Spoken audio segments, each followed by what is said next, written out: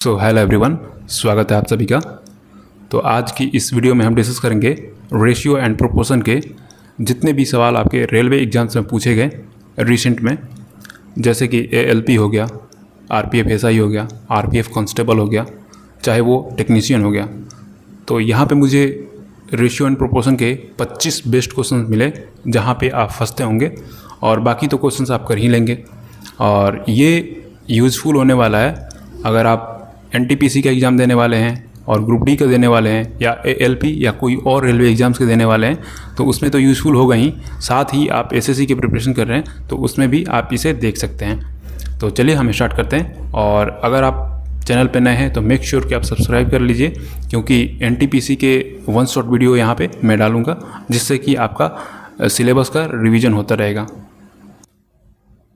तो यहाँ पे चलिए हम स्टार्ट करते हैं। तो देखिए यहाँ पे तो अगर हम बात करें तो आरपीएफ कांस्टेबल में कुछ ऐसा चैलेंजिंग क्वेश्चन पूछा नहीं गया था, इनका कोई लेवल ही नहीं था। बाकी फिर भी मैंने 4-5 क्वेश्चन उठा लिए हैं। बाकी आपको देखना है लेवल वाले क्वेश्चन तो वो एएलपी वाले मिल जाएंगे, तो एएलपी वाले देख सकते हैं। तो निम्नलिखित में से कौन सा अनुपात सबसे छोटा है? तो अगर हम बात करें तो आपको कुछ नहीं करना है, सिंपली 26/52, 12/33 लिखना भी नहीं है, लेकिन मैं समझा देता हूँ आपको, तो देख के ओरली कर लेना है इसे। अब फिर भी देख सकते हैं कि 34% लोग ही राइट किए हैं, जबकि इतना इजी क्वेश्चन है। 26 से 2 बार में कट जाएगा 52, 12 दूनी 24, और बात करें तो 9 हो गया, तो 12/96, 12×7 = 2.7 के आसपास आ रहा है ये। 21 दूनी 42, और 42 हो गया तो कितना हो रहा है, ये 17 हो रहा है। तो 170 कितना जाएगा, 21 8 168 हो जाता है, तो 2.8 हो जाएगा ये। और 24 एक बार भी नहीं जा रहा है ये, तो 1 पॉइंट में होगा। तो आपको बस अप्रॉक्स वैल्यू देख लेना होता है। अब बाकी आपको पता ही होगा कि अगर डिनोमिनेटर में जिसका वैल्यू जो है बड़ा होगा वो उतना ही छोटा होगा। देख सकते हैं, मैं आपको लाइव एग्जाम्पल देता हूँ कि ये डिनोमिनेटर में 2 है एक में, और ये इसमें जो है आपका 3 है। देख सकते हैं कि यहाँ पे बड़ा वैल्यू आ रहा है और यहाँ पे जो है छोटा वैल्यू आ रहा है, क्योंकि यहाँ पर डिनोमिनेटर में आपका बड़ा वैल्यू था। तो बस यही होगा, 21/59 आपका जो है आंसर हो जाएगा। तो बहुत बेसिक सा क्वेश्चन था, आपको यहाँ पे कोई ट्रिक वगैरह लगाने की जरूरत थी नहीं। बाकी चलिए यहाँ पे चलते हैं। 2 मित्रों डेविड और अजय की मासिक आय क्रमशः 5:7 के अनुपात में है, और इनमें से प्रत्येक 78,000 प्रति माह बचाता है। यदि इनके मासिक व्यय का अनुपात जो है 1:4 है तो डेविड का मासिक आय ज्ञात करें। तो देखिए, अगर हम बात करें इनकम की, तो यहाँ पे जो है डेविड और अजय जी हैं जिनका 5:7 है, और एक्सपेंडिचर की बात करें तो 1:4 है। तो हम यहाँ पे बात कर रहे हैं तो देख सकते हैं कि जो प्रति माह बचा रहे हैं वो 7800 बचा रहे हैं। तो क्या होता है, आपको पता होगा कि सेविंग जो होता है, इनकम में से हम एक्सपेंडिचर को घटाते हैं तो हमारा सेविंग आता है। तो सेविंग तो यहाँ पे दोनों जो है प्रति माह 78,000 बचा रहे हैं, इसका मतलब दोनों का सेविंग सेम होना चाहिए। अगर यहाँ पे घटाते हैं तो ये तो 4 आ रहा है, और यहाँ पे घटाते हैं तो 3 आ रहा है, इसका मतलब ये बराबर नहीं है। तो हमें इसे बराबर करना पड़ेगा। तो हम क्या करते हैं कि हम देखते हैं कि गैप कितना है, इनमें गैप कितना है, यहाँ पे 2 मिला, यहाँ पे 3 मिला, तो इसका वाला गैप जो है इसमें हम गुणा कर देंगे, और इसका वाला गैप जो है हम इसमें गुणा कर देंगे। तो अब जो नया रेशियो बन के आएगा 25-15, 70-21, और ये 2 हो जाएगा, और ये 4 दूनी 8 हो जाएगा। तो अब करेंगे तो देखेंगे कि गैप यहाँ पे समान रहेगा, ये 13 आ रहा है, ये भी 13 आ रहा है। तो यही 13 का वैल्यू दे रखा है कि आपका जो है 78,000 है, तो 13×6 78 हो जाता है, यानी ये 6,000 गुना है। तो आपको जो है डेबिट का मासिक आय ज्ञात करना है। तो डेबिट का मासिक आय क्या हो जाएगा, ये नए इसमें देखना है, आपको जो है नया रेशियो में देखना है। तो ये आय वाला था, तो 15×6 90,000 आपका आंसर हो जाएगा। तो आपको समझ में आया होगा। और यही क्वेश्चन पता नहीं कितना कॉपी पेस्ट किया है भाई एग्जामिनर ने, मतलब मुझे लगता है कि इस 100 क्वेश्चन पूछा गया तो 80 क्वेश्चन यही पूछा गया है आरपीएफ कांस्टेबल में। तो देख सकते हैं कि क्या ही लेवल है। तो क्या आप इसे ट्राई कर सकते हैं, जैसे मैंने किया था, आपको उसी तरह से करना है। HW है आपके लिए, तो आप करके अपना जो है आंसर मिला सकते हैं। तो ऐसे क्वेश्चन थे आरपीएफ कांस्टेबल में, ये तो कराने लायक भी थे और तो कराने लायक भी नहीं थे।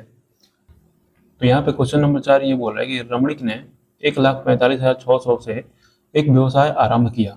5 महीने के बाद सोमेश जो है इतना के साथ जुड़ गया। वर्ष के अंत में उन्हें लाभ किस अनुपात में? तो लाभ बराबर होता है प्रॉफिट बराबर इन्वेस्टमेंट इनटू टाइम होता है, आपको पता होगा। तो बेसिक सा होता है, पार्टनरशिप का क्वेश्चन है। तो अगर हम बात करें तो रमणीक है और यहाँ पे सोमेश है, तो 1,45,600 और यहाँ पे 50,400। तो ये क्या हो रहा है कि भाई एक वर्ष की बात हो रही है यहाँ पे, और रमणीक जो है पूरा 12 साल के लिए कर रहा है, और ये 5 महीने के बाद यानी 12 में से 5 घटा देंगे तो 7 महीने के लिए कर रहा है। ये 2 जीरो से 2 जीरो कैंसिल, हम रेशियो बना रहे हैं। और तो अब हम कटाएंगे, ये 4 से कट जाएगा, 4 3 12, 4 6 24 और 4 4 16, ये भी 4 से कट जाएगा, 4 3 12 और 4 7 28, 4 6 24। तो अगर हम बात करें तो ये 7 से कट जाएगा, 7 5 35, 7 दूनी 14 52। और अगर हम बात करें तो 4 से ये कट जाएगा फिलहाल अभी, तो 4 9 36, 4 4 16 हो गया, 94 हो गया, और ये 3 4 12 कट गया। तो अगर बात करेंगे तो ये 26 दूनी 52 हो गया, 47 दूनी 94 हो गया। तो अब लगता है कि मुझे नहीं कटेगा, तो 78 अनुपात जो है आपका इतना हो जाएगा, 47 हो जाएगा। तो क्या आपका ये आंसर आ रहा है? तो जी बिल्कुल आ रहा है। तो बस यही होता है कि आपको अच्छे तरीके से कैलकुलेशन कर लेना है, आपके पास आंसर आ जाएगा। तो यहाँ पे क्वेश्चन नंबर 5 ये बोल रहा है कि साफिया ने अपनी हानि प्रतिशत की गणना जो है क्रय मूल्य पर इतने परसेंट के रूप में की। विक्रय मूल्य और क्रय मूल्य का अनुपात क्या होगा? देखिए ये तो आपको पता होगा, अगर नहीं भी पता है तो कोई बात नहीं। 1498, वैसे मुझे पता है कि 1/7 का वैल्यू होता है, ये स्टैंडर्ड वैल्यू है, इसलिए आपको याद होना चाहिए।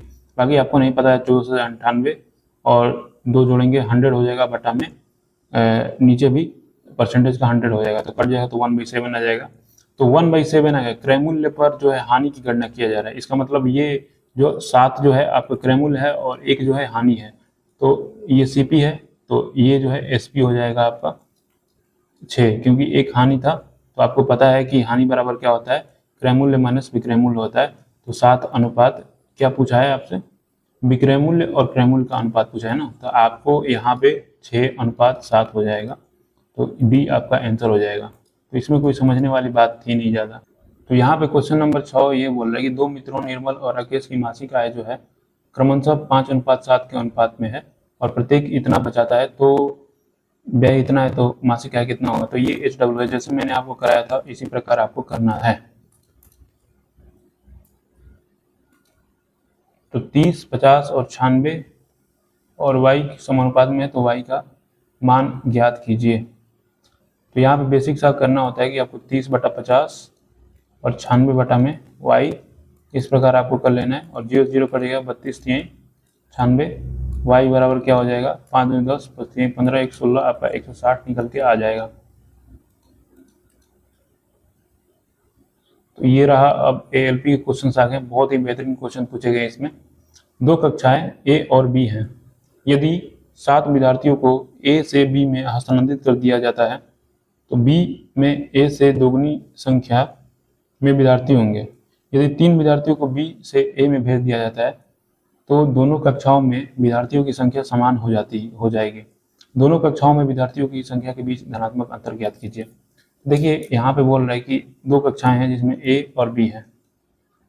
तो यदि 7 विद्यार्थियों को A से B में हस्तांतरित कर दिया जाए, तो मान के चलते हैं A में X विद्यार्थी हैं, इसमें Y विद्यार्थी हैं। तो X में से क्या हो रहा है कि 7 विद्यार्थी को B में हस्तांतरित किया जा रहा है, तो X में से 7 कम हो जाएगा और Y में ये 7 आके जुड़ जाएगा। तो अब इससे क्या हो रहा है ना, तो B में A से दुगनी संख्या में विद्यार्थी होंगे, तो इसकी दुगनी जो है ना इसमें होंगे, मतलब y+7 बराबर इतना हो जाएगा। तो अब क्या पूछ रहा है, यदि 3 विद्यार्थियों को B से A में भेजा जाता है, फिर से हम यहाँ पे A भी बना लेते हैं, तो क्या हो रहा है कि 3 विद्यार्थी जो है B से A में भेजा जाता है, मतलब अब B से A में 3 विद्यार्थी जा रहे हैं, तो इसमें 3 कम हो जाएगा और इसमें 3 ज़्यादा हो जाएगा। तो दोनों कक्षाओं में विद्यार्थी समान हो जाएंगे, तो ये समान हो जा रहे हैं। चलिए हम इक्वेशन को हल कर लेते हैं। x माइनस वाई और 3 इधर जाएगा तो -3 यानी x माइनस वाई तो -6। तो आपसे यही तो पूछ रहा था यार कि दोनों कक्षाओं में विद्यार्थियों की संख्या के बीच धनात्मक अंतर क्या हो जाएगा। तो आपका 6 हो जाएगा, माइनस को आपको इग्नोर करना है क्योंकि धनात्मक अंतर ही पूछ रहा है। तो आपसे जो है x था a और y था b, तो देख सकते हैं x माइनस वाई बराबर 6 आपका आंसर हो जाएगा। तो इसका तो कोई ज़रूरत ही नहीं पड़ा हमें, तो यहाँ पे आपका 6 आंसर हो जाएगा, है ना। बाकी चलते हैं नेक्स्ट क्वेश्चन के पास। तो यहाँ पे क्वेश्चन बोल रहा है कि एक 3 अंक की संख्या इस प्रकार की है कि इकाई अंक, दहाई अंक और सैकड़ा अंक 2:3:4 के अनुपात में है। इस संख्या का इसे उलटने पर प्राप्त संख्या का योग जो है 1,3,3,2 है। 3 अंकीय संख्या और उसके अंकों को उलटने से प्राप्त अंकों के बीच की धनात्मक अंतर ज्ञात करना है। देखिए कुछ नहीं है इस क्वेश्चन में। अगर हम बात करें तो 2, 3, 4 दे रखा है, ये संख्याएं हैं। अगर आप इसे उलटते हैं तो जैसे कि 3 तो फिक्स रहेगा भाई, क्योंकि 3 बीच में तो बीच में ही रहेगा, तो ये 4 यहाँ पे आ जाएगा और ये 2 जो है यहाँ पे आ जाएगा। कैसे आ जाएगा? क्योंकि हमने उलट दिया है। जैसे कि अब 2 से स्टार्ट होगा, 2, 3, 4, है ना, ऐसे। तो अगर आप इसे जोड़ रहे हैं तो 4 2 6, 3 3 6, 4 2 6, ये जो है बोल रहा है कि भाई इसका योग जो है ना इसके बराबर था 13, 3, 2। तो ये कितने गुना है? ये 2 गुना है। तो ये जो है इनका बीच का अंतर पूछ रहा है, इनके बीच का अंतर कितना है? तो ये 2 गुना है, तो हम इनके बीच का अंतर निकाल के 2 गुना कर देंगे। जैसे कि ये जो है 432 है ना, तो 8 हो जाएगा। और यहाँ पे देख सकते हैं कि अगर हम बात करें तो यूनिट डिजिट से 8 दूनी 16, यहाँ पे 6 आंसर आ जा रहा है। बाकी चलिए हम निकाल लेते हैं। तो यहाँ पे 8 आ गया, ये 12 हो जाएगा, तो 9 12 हो जाएगा। और ये जो है आपका 3 हो जाएगा, तो ये 1 हो जाएगा। तो 2 से गुणा कर देंगे, 8 दूनी 16, 9 दूनी 18, 1 19 और 2 1 3, 396 आपका आंसर हो जाएगा। तो काफ़ी इजी क्वेश्चन था, आपको ऐसे ही अप्रोच करना था। अमिता अपनी सहेली अमृता से 2 वर्ष बड़ी है। अमिता के पिता की आयु अमिता की आयु से 2 गुनी है और अमृता की आयु उसकी बहन की आयु से 2 गुनी है। अमिता के पिता की आयु और अमृता के बहन की आयु में 43 वर्ष का अंतर है। अमिता और अमृता की आयु का योग ज्ञात कीजिए। देखिए यहाँ पे थोड़ा सा आपको ध्यान से नाम जो दे रखा है, अमिता और अमृता दे रखा है। अमिता दे रखा हो तो AM लिख लेते हैं और प्रमिता दिया होता तो PM लिख लेते हैं। तो यहाँ पे तो आपको बहुत सावधानी से चलना पड़ेगा, नहीं तो सिली मिस्टेक हो जाएगा। तो पूरा नाम ही लिख लेते हैं हम लोग। तो यहाँ से आपको पकड़ना है ना। अमिता के पिता की आयु जो है अमिता की आयु से 2 गुनी है। तो अमिता बात करें, चलिए पूरा ही लिख लेते हैं। अमिता के पिता की आयु, अमिता F लिख लेते हैं, फादर। और यहाँ पे अमिता की आयु से 2 गुनी है। मान के चलिए अमिता का Y है तो फादर का 2Y है। और अगर हम बात करें तो अमृता की आयु उसकी बहन की आयु से 2 गुनी है। अमृता की, ये बहुत अच्छा क्वेश्चन है, अमृता की बहन से 2 गुनी है। तो यहाँ पे अगर हम बात करें तो इसका x मान लेते हैं, तो इसका 2x मान लेते हैं हम। तो उसकी अमिता के पिता की आयु अमृता की बहन की आयु का जो है अंतर 43 है। तो अमिता के पिता क्या है? 2y है, ये 2y है। और ये जो अमृता की बहन है x है, तो इसका अंतर जो दे रखा है आपको 43 वर्ष दे रखा है। तो यहाँ पे अगर हम बात करें अमिता और अमृता की आयु का योग, अमिता और अमृता की आयु का योग पूछ रखा है। क्या पूछ रखा है? तो अमिता कौन सा है? Y है। और अमृता कौन है? 2x है। तो इसका योग आपसे पूछ रहा है। तो चलिए हम स्टार्ट करते हैं कि कैसे सोल्व करेंगे भाई इसे। तो आपको यहाँ पे ध्यान देना है कि अमिता अपनी सहेली अमृता से 2 वर्ष बड़ी है। अमृता जो है, तो अमृता का कितना है? अमृता का यहाँ पर 2x है। एक सेकेंड यार, पहले तो बहुत ही ज़्यादा पजल हो रहा है अमृता में। अमिता अपनी सहेली अमृता से 2 वर्ष बड़ी है। तो अमिता कहाँ पे? अमिता Y है और यहाँ पे अमृता जो 2x है। तो इनका अंतर 2 दे रखा है। तो आपको यहाँ पे 2 इक्वेशन मिल गए, इनको आप सोल्व करेंगे तो इसको यहाँ पे लेके आते हैं हम। कुछ है नहीं, बस आपको देखना है कि नाम थोड़ा सा कंफ्यूजिंग दे रखा है। तो अगर हम बात करें तो 2y को हम हटा देते हैं ना, कैंसिल करेंगे तो 2 गुणा करना पड़ेगा सब में, इसमें भी 2 से गुणा करना पड़ेगा और इसमें भी 2 से गुणा करना पड़ेगा। तो ये तो कट जाएगा, माइनस हम कर रहे हैं तो यहाँ पे भी ये प्लस हो जाएगा और ये जो है माइनस हो जाएगा। तो अगर हम बात करें तो ये 4x हो गया और 4x तो माइनस का x है तो ये जो है 3x हो जाएगा और यहाँ पे 2 दूनी 4 माइनस में हो जाएगा तो 43 में से घटेगा तो 39 हो जाएगा। 3 13 39, x बराबर 13 हो जाएगा। तो ये आपको याद करना है। तो सबसे पहले आपको y का मान भी पता होना चाहिए, तो इसमें हम पुट कर लेते हैं x का मान। तो 2y बराबर जो है 13 हो जाएगा और ये 43 हो जाएगा।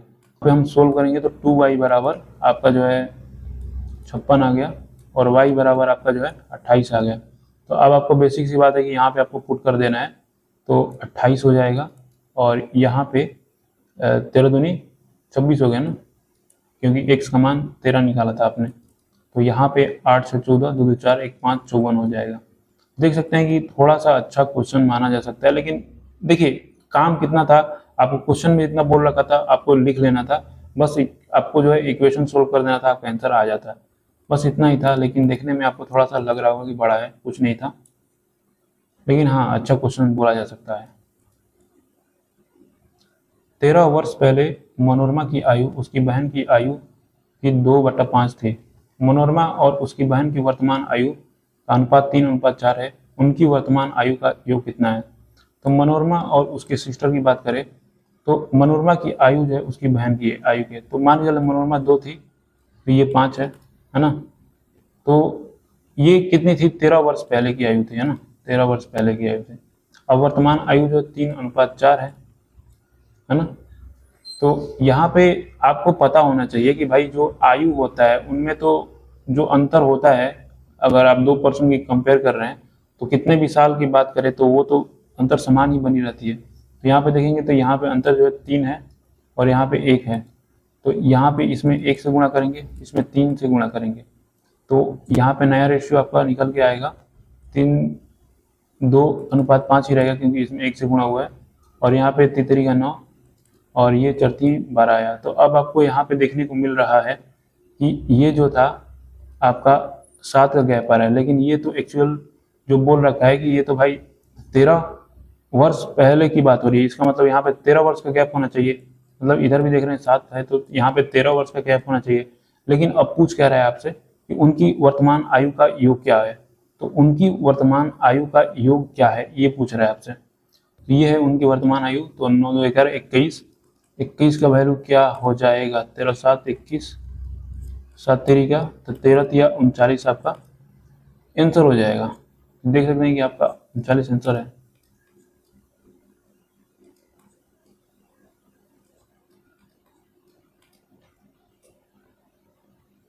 तो यहाँ पे देख सकते हैं कि फिर से एक क्वेश्चन आ गया वैसा ही।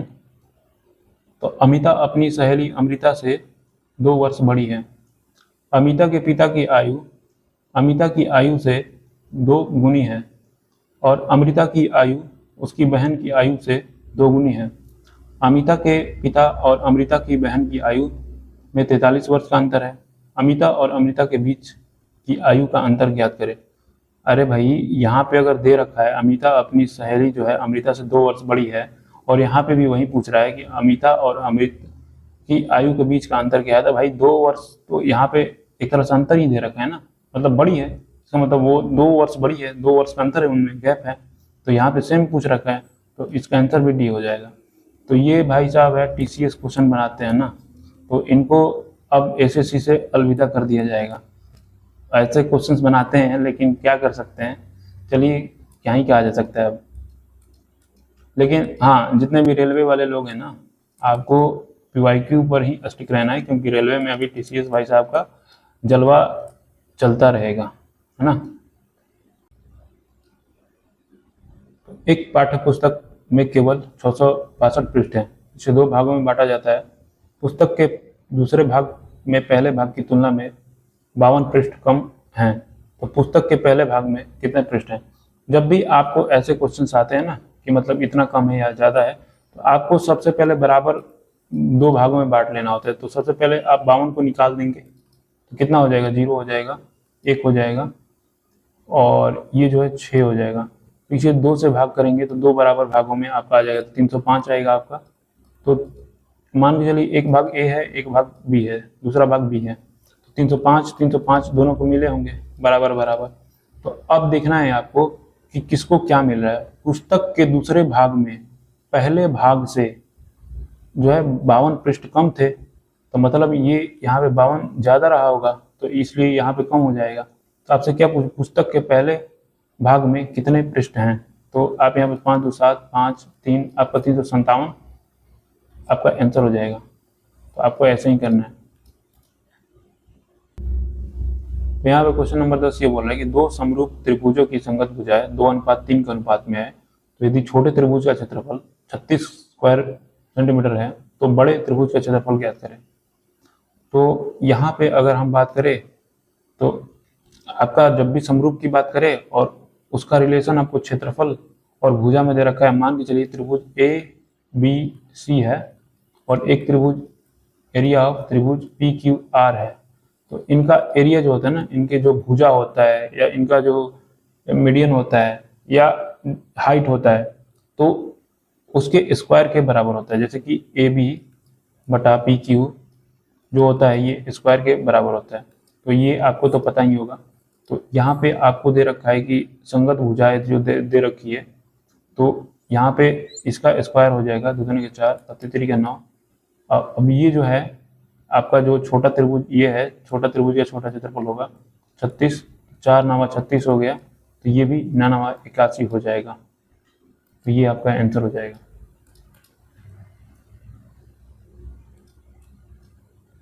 एक माँ बेटी,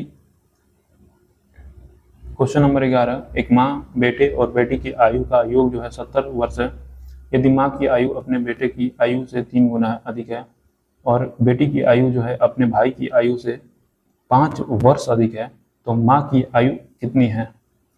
तो यहाँ पे अगर हम बात करें तो देख सकते हैं कि एक मदर है और एक जो है सन है और एक डॉटर है।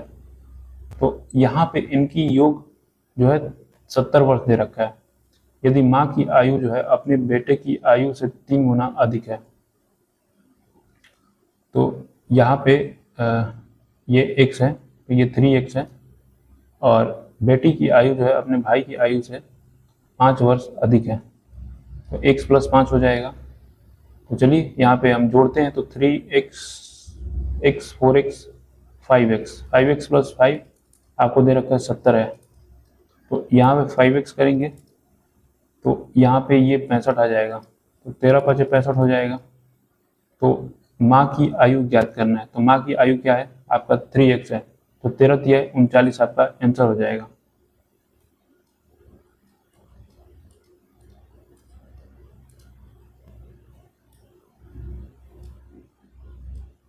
अनीता और सुनीता की आयु में 30 वर्ष का अंतर है। यदि 5 वर्ष पहले अनीता की आयु सुनीता की आयु से 3 गुना अधिक होती तो सुनीता की वर्तमान आयु कितनी थी। ये समझना होगा कि कोई व्यक्ति, 2 लोग हैं, उनका आयु का अंतर आज भी 2 वर्ष है, तो 10 साल बाद भी 2 वर्ष का ही रहेगा। तो यहाँ पे अगर 30 वर्ष का अंतर है तो वो कितना भी हो जाए तो उसका अंतर उतना ही बना रहेगा।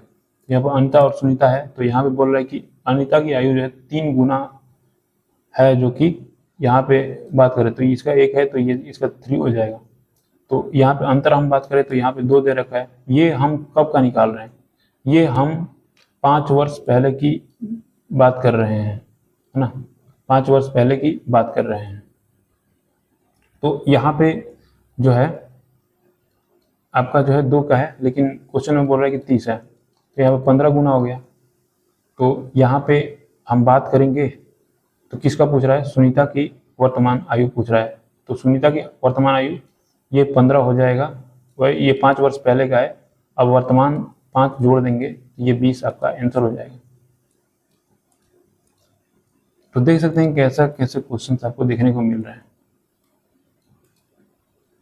प्रत्येक 2 वर्ष के अंतराल पर जन्मे 5 बच्चों की आयु का योग 40 वर्ष है।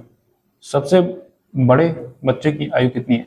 मान के चलते हैं सबसे छोटे बच्चे की आयु x है, तो 2-2 वर्ष के अंतराल पर पैदा हो रहे हैं ना, तो ये सबसे छोटा है बच्चा का मान है, तो इससे 2 वर्ष बड़ा ये होगा, इससे बड़ा ये होगा, इससे बड़ा ये होगा। कितने हुए? 1 2 3 4, 5 का निकालना है ना, ये हो जाएगा। तो अगर हम बात करें तो इनका योग जो है 40 है। 1 2 3 4 5, तो 5x हो गया, 4 2 6 6 12 8 20, 40, 5x बराबर 20, x बराबर 4 आपका हो जाएगा। तो सबसे बड़े बच्चे की आयु, तो ये माना था हमने x + 8 सबसे, क्योंकि ये सबसे छोटा था ना, ये 8 वर्ष बड़ा है सबसे, तो यहाँ पे 4 + 8 रख देंगे तो 12 आपका आंसर हो जाएगा। तो ये RPFSI क्या है, देख सकते हैं कि सिमिलर पैटर्न फॉलो किया है, तो मुझे लगता है कि NTPC भी सिमिलर पैटर्न ही फॉलो करेगा। तो सभी में ऐसे ही देखने को मिले हैं, एक जैसे क्वेश्चंस देखने को मिले हैं, चाहे RPF कांस्टेबल हो, RPFSI हो, LP हो। LP का थोड़ा लेवल अच्छा है, लेकिन ये खुद से करेंगे आप ना, HW है आपका, वैसे ही करेंगे जैसे मैंने आपको बताया।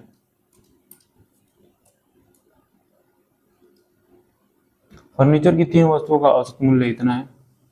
यदि 3 वस्तुओं का मूल्यों का अनुपात इतना है, तो सबसे महंगी वस्तु का मूल्य ज्ञात करें। तो यहाँ पे आपको 3 वस्तुओं का औसत मूल्य दे रखा है।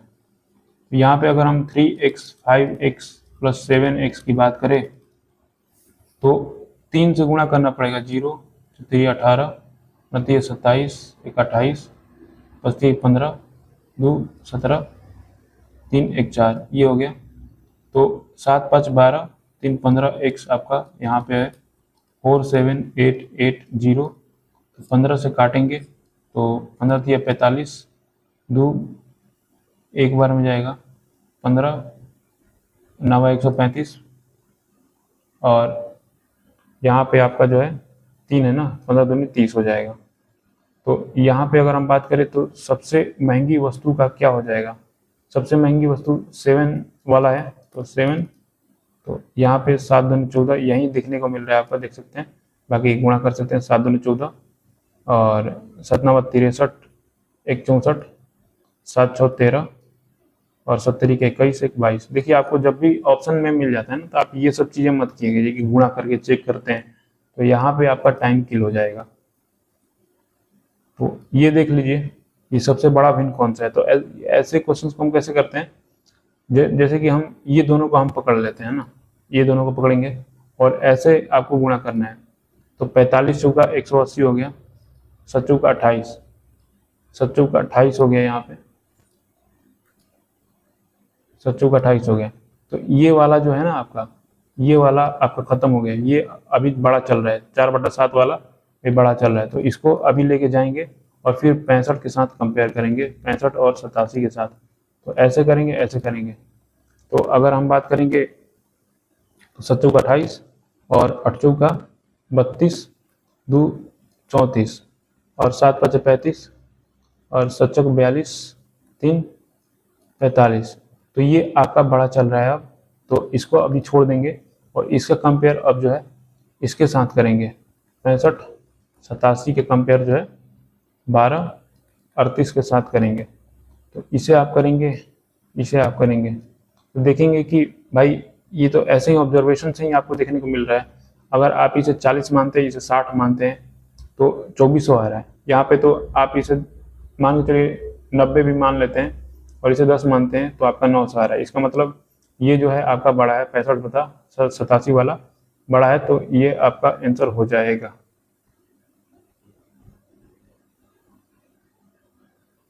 तो आंसर में तो देख सकते हैं कि आपको ये दे रखा है 65/87, जो कि हमने यहाँ पे निकाला। तो आपको ऐसे ही कर लेना है। आपको अगर छोटा वाला पूछा तो आपको छोटा वाला पकड़ के आपको सबसे कंपेयर करते चल जाना है कि कौन छोटा आ रहा है। तो यहाँ पे क्वेश्चन नंबर 2 ये बोल रहा है कि ए और बी 2 कक्षाएं हैं जिनमें छात्रों की एक निश्चित संख्या है।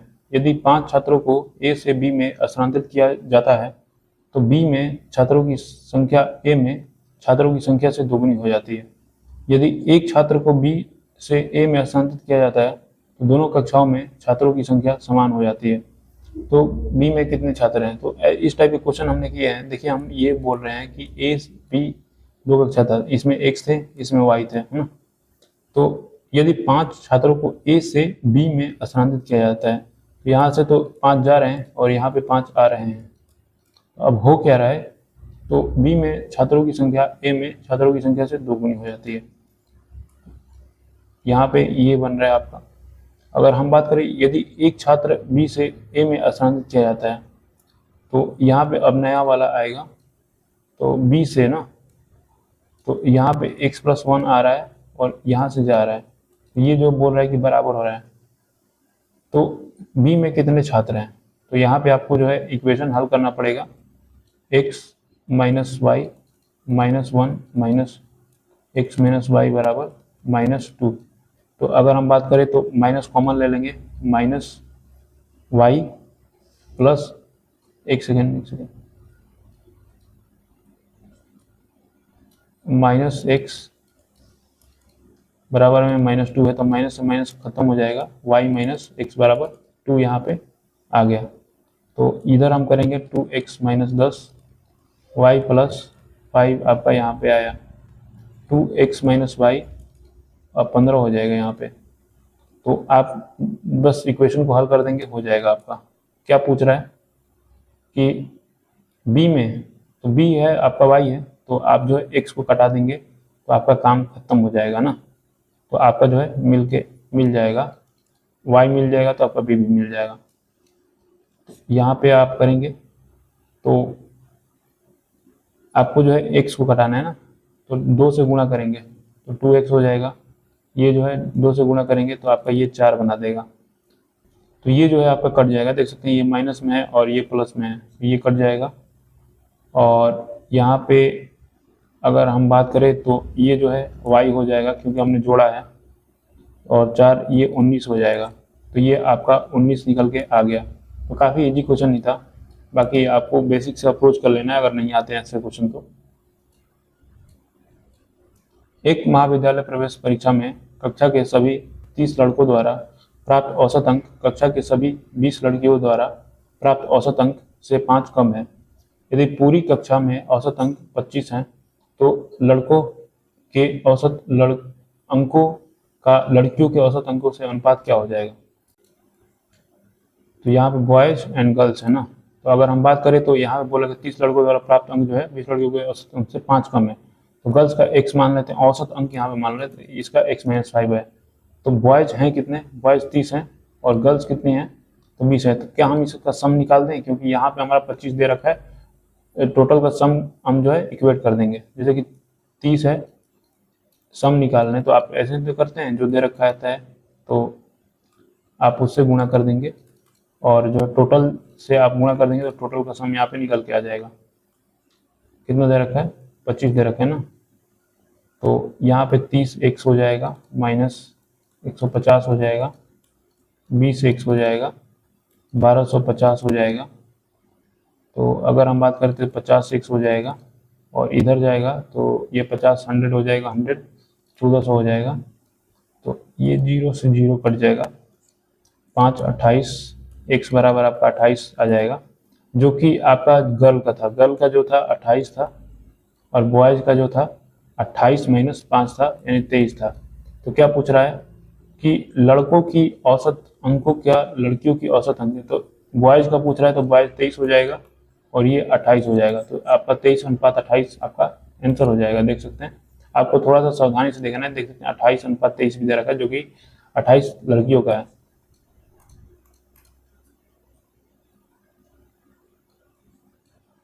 एक पिता की आयु उसके 3 बच्चों की आयु के योग की दोगुनी है।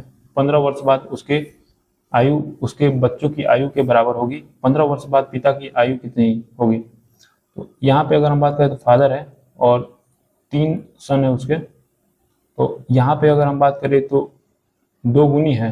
अगर मान के तीनों सन का x मान लेते हैं तो इसका 2x हो जाता है। तो 15 वर्ष बाद उसकी आयु उसके बच्चों की आयु के योग के बराबर होगी।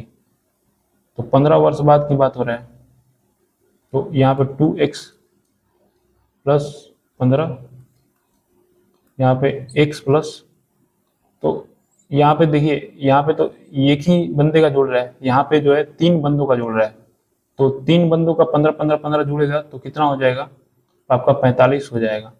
तो ये जो है आपका बराबर है, तो x वाले को इधर लेके आएंगे और ये 15 जो है इधर लेके जाएंगे तो ये 30 आ जाएगा। तो आपसे क्या पूछ रहा है कि कितना पूछ रहा है, 15 वर्ष बाद जो है पिता की आयु, तो ये 2x है और यहाँ पे x का वैल्यू जो है 30 दे रखा है, तो 2x है तो फादर बराबर क्या हो जाएगा, आपका 30 दूनी का 60 हो जाएगा। और आपसे जो है 15 वर्ष बाद की पूछ रहा है, तो 15 यहाँ पे जोड़ देंगे, आपसे जो है 75 यहाँ पे आंसर हो जाएगा। देख सकते हैं ये काफी इजी क्वेश्चन था ये। यहाँ पे क्वेश्चन बोल रहा है कि लवण्य का विवाह जो है 10 वर्ष पहले हुआ था, अब उसकी आयु जो है विवाह के समय की आयु से इतना गुना है, तो उसके पुत्र की वर्तमान आयु उसकी वर्तमान आयु का जो है 10वां भाग है, तो उसके पुत्र का वर्तमान आयु ज्ञात करें। देखिए अगर हम बात करें तो शादी के टाइम और नाउ अब, तो यहाँ पे बोल रहे हैं कि अब जो है 5 1 6 मतलब 6 है और ये शादी के टाइम 5 थी, लेकिन यहाँ पे शादी तो 10 वर्ष पहले हुआ था, तो 10 वर्ष का अंतर यहाँ पे बोल रहा है, तो ये एक का वैल्यू 10 दे रखा है। अब जो है नाउ जो है 60 है और जो वर्तमान में जो आयु है लवण्य की उसका जो है 1/6 बोल रहा है कि 1/10 बोल रहा है, हाँ 1/10 बोल रहा है कि उसके पुत्र की आयु है, तो ये 6 वर्ष हो जाएगा। तो बेसिक सा क्वेश्चन था ये भी, तो यहाँ पे आपने कर लिया। तो देखिए आज का ये जो है सेशन यहीं पे एंड होता है, और आप बताइएगा कि आपको कैसे लगे क्वेश्चंस और सॉल्यूशन कैसे लगे आपको, और वीडियो को लाइक कर दीजिए अगर आपको वीडियो अच्छा लगा, और चैनल पे नए हैं तो चैनल को सब्सक्राइब कर लीजिएगा, क्योंकि ऐसे ही सेशंस मैं लेके आऊँगा आपका जो कि रिवीजन होता रहेगा। तो चलिए मिलते हैं नेक्स्ट वीडियो में, तब तक के लिए बाय।